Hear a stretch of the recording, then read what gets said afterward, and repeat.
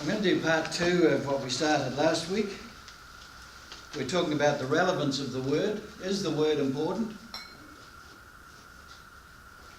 I'm going to carry on from where I left off last week, and if we've got any time at the end, I'll just recap on some of the verses we looked at last week. I've tried to use verses that I think are really important for us to understand and know about. If you can remember where these verses are found in the basic content, if you have the opportunity to talk to people, then that will help you a lot. But these are the basic important verses, I think, that we need to be aware of. Again, I've got questions. I'm not sure whether I'm going to use this style again, but I just wanted to get the feel for whether it's working or not working, or is useful or not.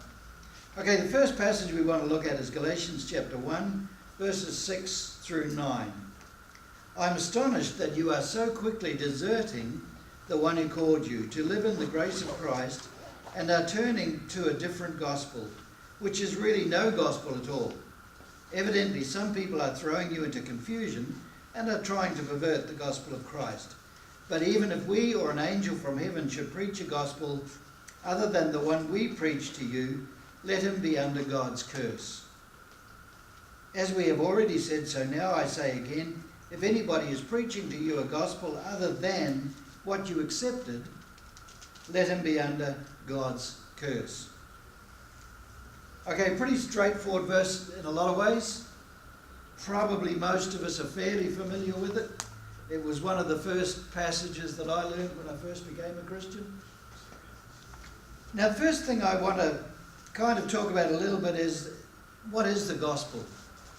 I know this is, again, pretty straightforward, but I want to make sure we all properly understand what that word means. The word gospel actually comes from a Greek word, which is euangelion. The EU in the beginning there is a prefix for good, so it's good something. And as you can see, the rest of the word sounds a little bit like angel, which it is. Angelon, an angel is the root meaning is messenger. So in this case, it's a good message. So the gospel is, in the original Greek, a good message, a good discussion. In the English, in the Old English, and this is how we got the word gospel, it was translated Godspell. And that may be familiar with some of the older people from the Jesus Christ Superstar performance. God actually means good in this particular case. In the Old English, God is good. And spell is news or story, something like that. So that's how we got this word gospel, the good news, in Christian terms. The good news is, or rather we often call Matthew, Mark, Luke and John the Gospels, but strictly speaking that's not true. The gospel is really everything that God has given us. It includes Matthew, Mark, Luke and John, but there are other teachings as well we have from God which are in the other books which were not found in Matthew, Mark, Luke or John. So really the gospel is talking about the entire New Testament. That's what it's talking about. In general terms, it is the good news from God. Because the gospel, the New Testament rather, is tremendously good news for us. So that's why it got that name. Okay, question 2 is the different gospel in biblical terms an alternative gospel? And that phrase has become kind of important, kind of significant. Alternative facts, etc. I won't mention who said that. But is a different gospel it's still a gospel, but it's an alternative gospel, if you like. One group has this theory, one group has this theory. They're both gospels as just alternatives. But notice what he says here. I've got to read the whole verse. I am astonished that you are so quickly deserting the one who called you to live in the grace of Christ and are turning to a different gospel. So what's he talking about here? And he says, which is really no gospel at all. So the point here is, if we change the gospel, and the gospel is the teachings from God, if we teach something different from what God originally gave us, what Paul is saying here is that it's no gospel at all. It's not good news at all.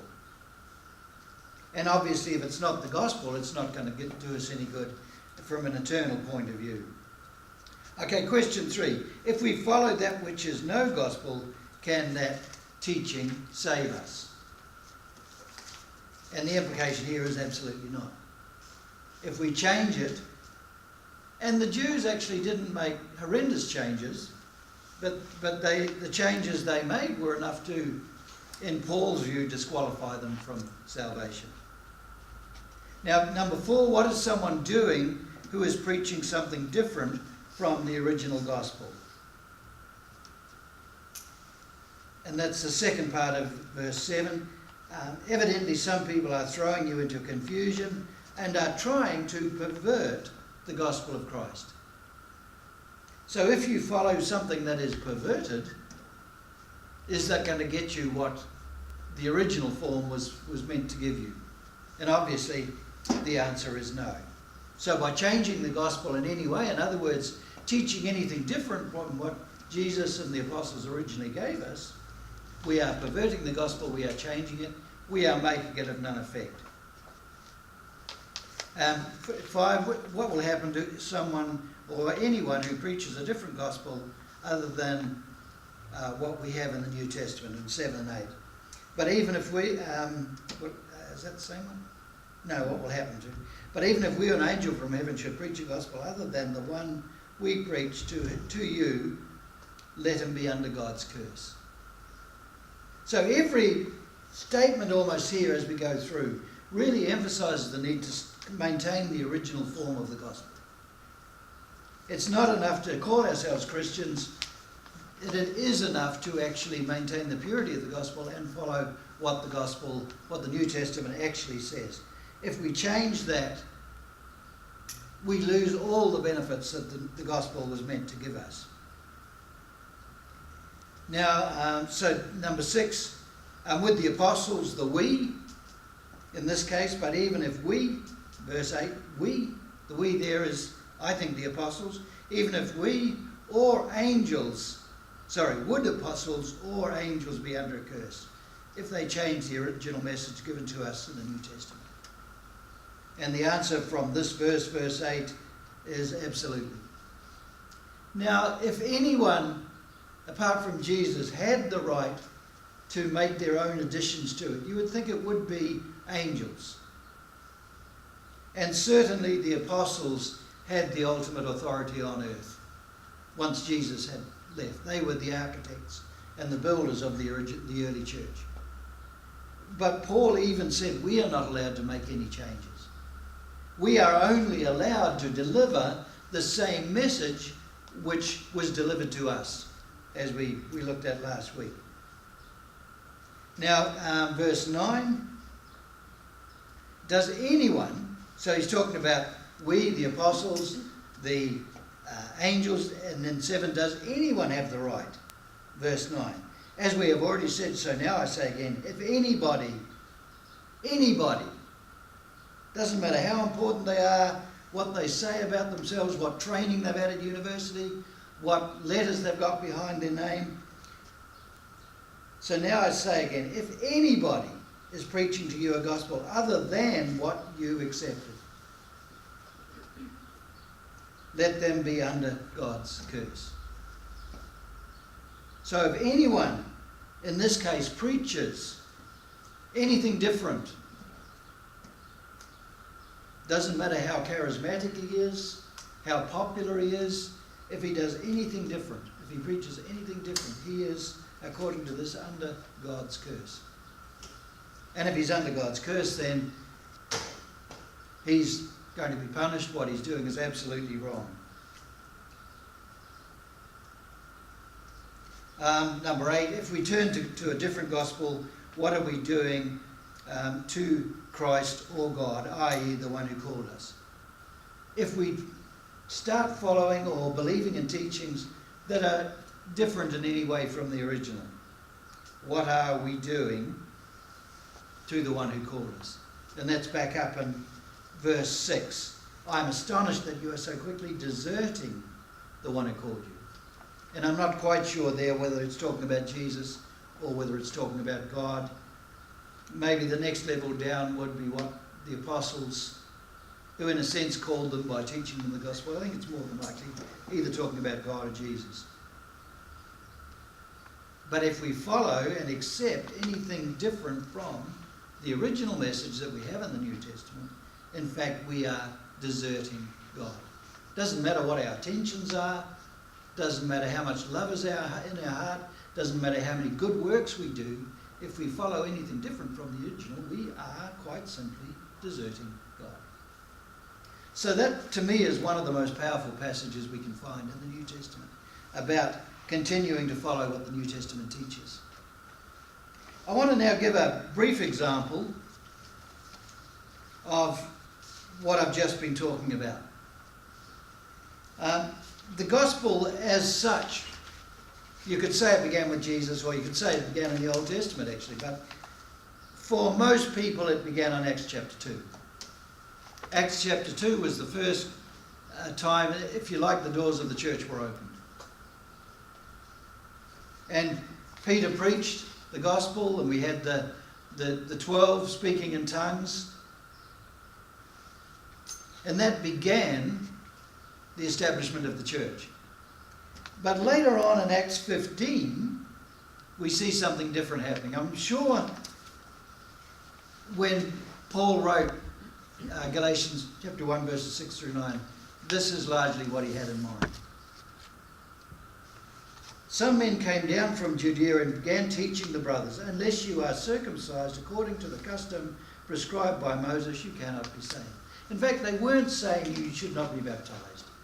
They weren't saying you don't need to meet on Sunday, or you should meet on Saturday instead, or it doesn't seem like they're saying that.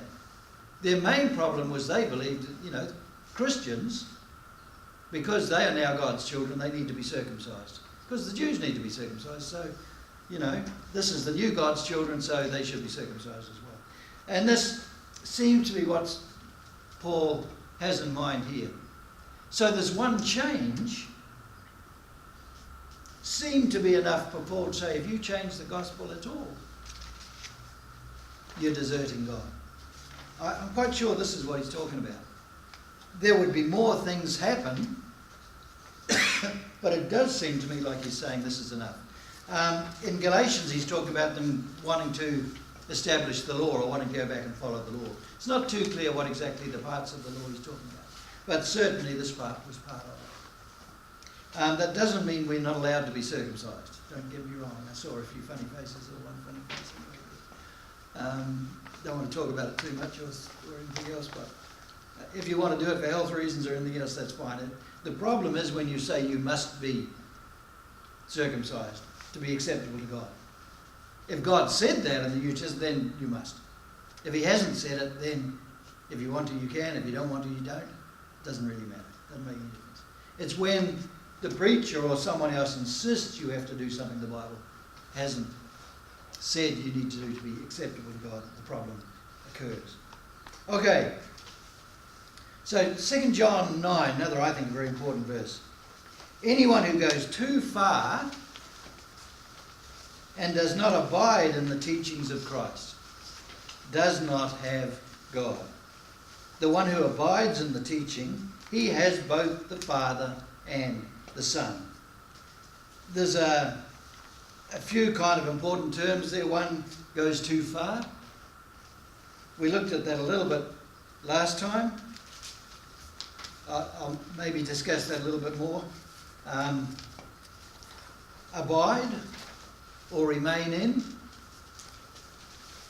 And in what? The teachings of Christ. So if anyone goes too far and does not abide in the teachings of Christ.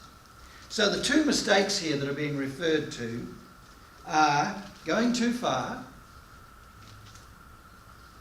and a failure to remain in the teachings of Christ. Now, I referred to this, not know whether how familiar you were with this, but the Jews had a concept they called putting a fence around the law.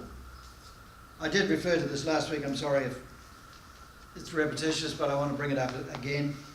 The idea they had, and they had what they thought were good motives in doing this. They made or came up with laws that were more strict than the laws God had actually given them. And the theory was, if you obeyed, if you like, a more strict law than the one God had given you, then there was no way that you could ever actually break the law that God had given us. And the theory of why we put fences around cliffs is exactly the same thing. If you stay a certain distance away from a cliff, you'll never be able to fall over the cliff and kill yourself. That was the same idea with the law. I actually believe that's to a large extent what this is talking about here. To go too far is to bring in extra laws, if you like, that God hasn't given us, maybe for the good intention of stopping people breaking the original law. We did talk about a few last time. Card playing seems an odd one, but that's one of them. One of the arguments against drinking alcohol is if you never drink alcohol, you can never get drunk. Therefore, it must be wrong to drink alcohol at all. But, in fact, the Bible doesn't say that, so that is going too far. You're making a more strict law than the one God has actually given us. And I'm sure we can think of a lot of other laws as well. Mixed bathing probably falls into that category. The law was don't lust after someone else. You know, if you're never at the beach, you know what I'm talking about anyway. That's how the mixed bathing one came about. Very interesting. The closer to the sea, the less that applies. The closer you live to the sea, the less that seems to apply. If you're inland, especially in America, they're quite strong against mixed bathing. If you live in California, no problem whatsoever. But it is a personal thing. If you lust, you stay away from it. God says don't lust. But that's what he says, don't lust. He didn't say never go swimming where you might see other people in swimming clothes. He didn't say that. He said don't lust. If you are caused to lust in that situation, then you should get yourself out of that situation. If it's not a problem for you, no one can bind it on you, I don't believe. Okay. So if anyone goes too far and does not what? Abide in the teachings. Do not remain in the teachings. The teachings themselves must be always the most important thing. If we want to make it strict for ourselves, okay, that's fine, we can do that. If we insist other people must do that, that's a different thing entirely. Then absolutely we've gone too far. But what happens to the person that does not remain in the teachings which God has given us? So the middle part of that verse 9, they do not have God. So if I got up here and told you you're not allowed to play cards, you're not allowed to go to the beach, came up with a number of things which sound good, and that's what the Jews did, I would not have God. I would be disqualified from my salvation. I totally believe that. The one who abides in the teachings, if we remain in the teachings must be the important one, not the other man-made things. The one who abides in the teaching, he has both the Father and the Son. We have everything God wants for us if we simply remain in the teachings. Don't worry about that other peripheral stuff. We do what God asks us to do. We carefully study the Bible to find out what's right, and we do that. We have everything that God wishes to make available to us. Okay, the next verse is Jude, verse 3. And again, I believe this is a tremendously important verse for us to know about, and also probably to be able to refer to know where to find it if you get in a discussion with someone. Dear friends, although I was very eager to write to you about the salvation we share, In other words, about Christianity, that's what he's talking about. I felt I had to write and urge you to contend for the faith that was once for all entrusted to the saints. And your translation may have something slightly different, but the meaning is pretty much the same, no matter which translation you've got. Okay, if you look at the word contend, we're told, and he says urge us. Urge, there's some importance to doing it. Don't just be casual about it. Be really sure you do this, is what he's saying. And what we're really supposed to do is contend for the faith. Now, I kind of looked up contend, which I thought ended up being a little bit interesting. It's to exert an intense effort on behalf of something. That's the meaning of that particular word. Now, the particular word in this case is, if I can pronounce it, agonizzo with an EP on the front. Epagonizzo. And you can see that that's very similar to agonize. If you take off the EP, that's where we get the word agonize. And agonize means you are really concerned and you're almost obsessed with the idea of making sure you accomplish something. And that's what he's meaning here. We are to actually make every possible effort and be absolutely concerned that we are devoted to the faith. Now, the faith here is not verb faith, it's the noun faith. So in this case, it's the idea of the teachings we have. So I looked up a definition. I can't just remember who I got this, Lowen Neder, I think, but this word ho pistis, ho is the, pistis, faith. The root meaning is to be a believer. That's if it's a pistis. But if it's in the noun form, if it's in the definite form, it's the content of what the Christian believes.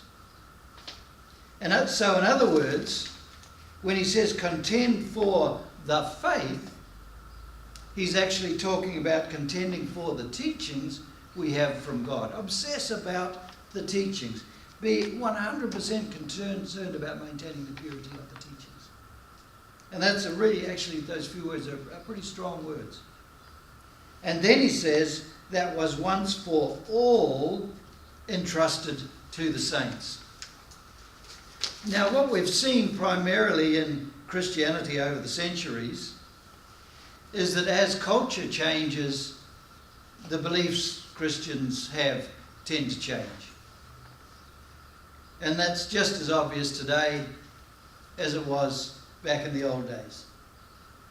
And by culture, I mean what is popularly believed and accepted as true. And when John Calvin came along, they changed from believing baptism was necessary for salvation to you don't need to be baptized to be saved. And he came up with this idea as we can't do anything to save ourselves because salvation is not from works. They didn't believe that before John Calvin. Well, there might be small isolated groups, but in general, they didn't believe it. Okay. And I've lost my way.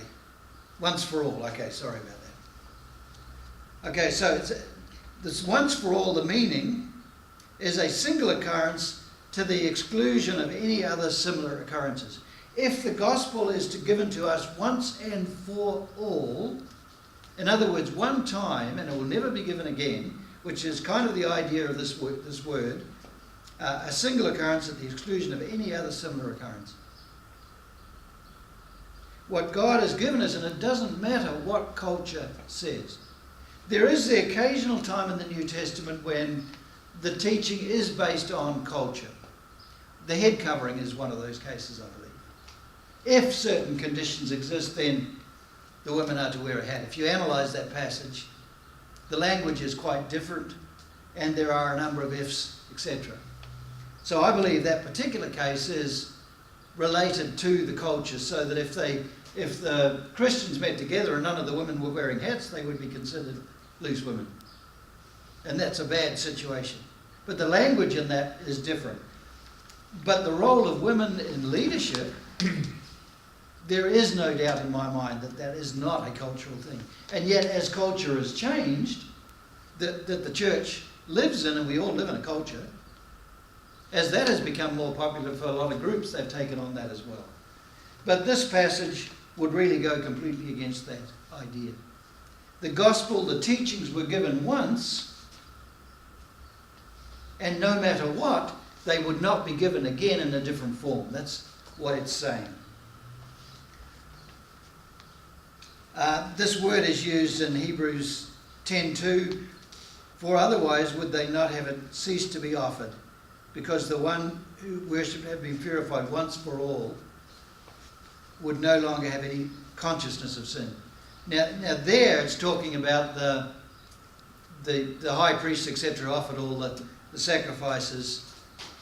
If that old system was any good, they would have only had to do it once, and that the forgiveness would have lasted for all time.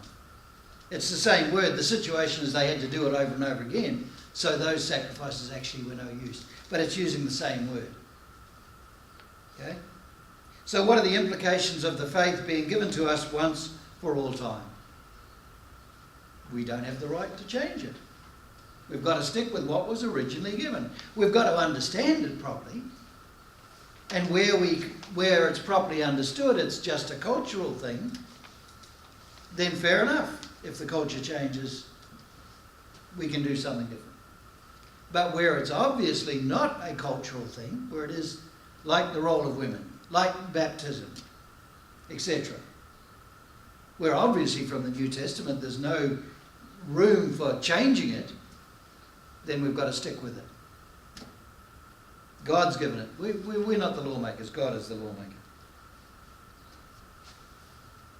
If we change the faith in any way, is it the same faith or a different one?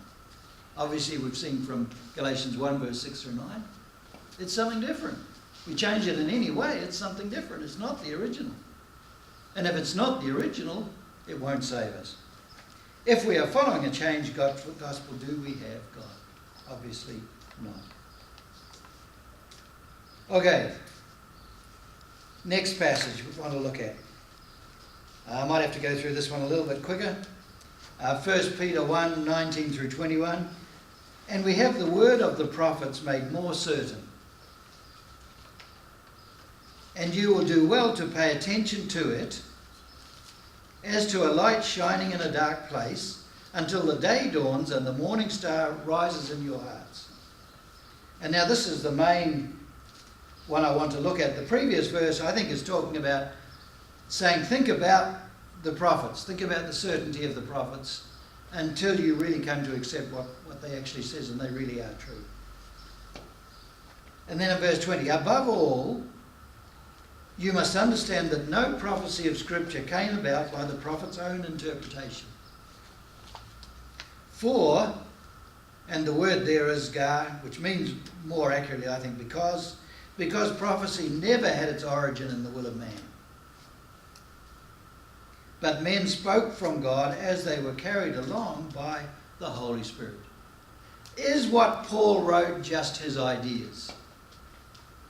And that's one of the big arguments against Paul's view on the role of women. Paul did not like women.